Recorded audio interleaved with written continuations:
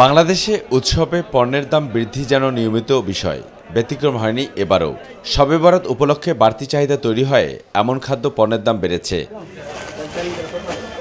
সবচেয়ে বেশি আঁচ লেগেছে মাংসের বাজারে।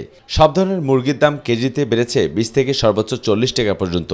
200 টাকা কেজির ব্রয়লার মুরগি বিক্রি হচ্ছে 220 টাকায়। কেজিতে 40 টাকা বেড়ে 1 কেজি দেশি মুরগির জন্য গুনতে হচ্ছে আকার ভেদে 600 থেকে 650 টাকা।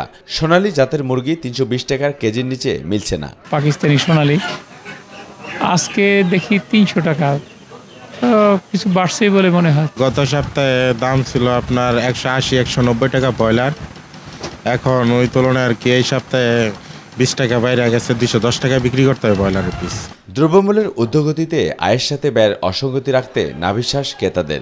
বাড়তি চাহিদার সুযোগ নিচ্ছেন গরু ও খাসির মাংসের বিক্রেতারা। কেজিতে দাম বাড়িয়েছে 50 থেকে 80 টাকা। বাজার দর বর্তমানে একটু ঊর্ধ্বমুখী, সবকিছুতে তরি তরকারি, মাছ মাংস একটু আস্তে আস্তে বেড়ে যাচ্ছে সবকিছু। চাহিদার কারণে একটু দাম বাড়তি, বাজারে গরুরও দাম বাড়তি, এই কারণে বেচতে 800 করে। স্বস্তি রয়েছে সবজির বাজারে।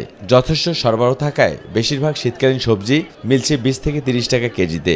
তবে শসা ও করলা, বরবটি সহ কয়েকটি সবজির দাম বাড়তি। তেলের দামটাই সামনে বাড়তি আর কি, তেল পাওয়া যাচ্ছে না, এইটি সমস্যা। এবার তো বৃষ্টি বাদল হয়নি, সব দিক দিয়ে আমদানি আছে ভালো। গাজীপুরে দেশে মেশে সব জায়গায় প্রচুর পরিমাণ তরকারি আছে। অবশ্যই তপু, মাই টিভি, ঢাকা।